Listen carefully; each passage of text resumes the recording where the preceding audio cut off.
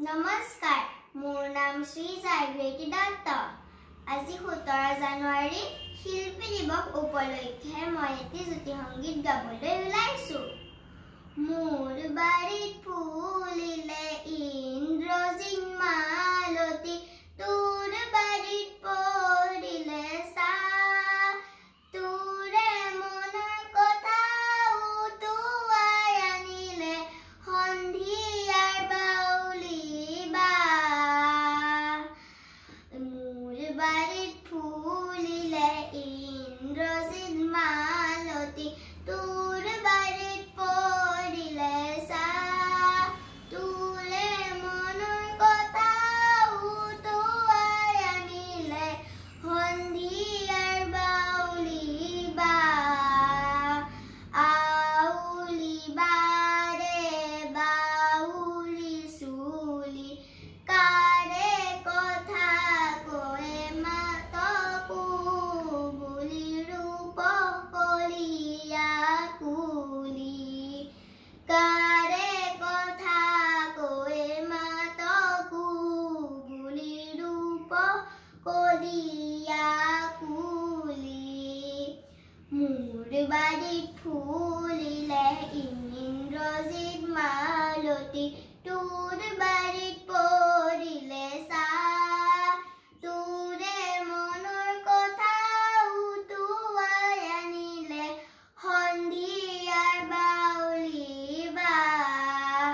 তোৰে মনৰ কথা উটুৱাই আনিলে সন্ধিয়াৰ বাউলী বা, সন্ধিয়াৰ বাউলী বা। ধন্যবাদ।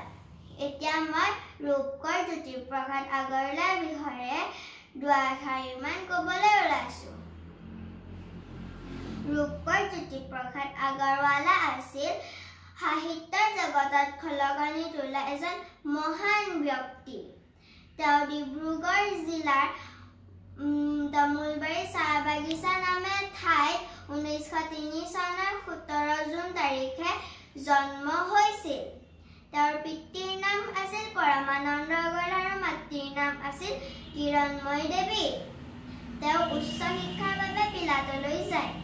বিদেশৰ পৰা ঘূৰি আহি তেওঁ স্বাধীনতা আন্দোলনত জঁপিয়াই পৰিছিলহি।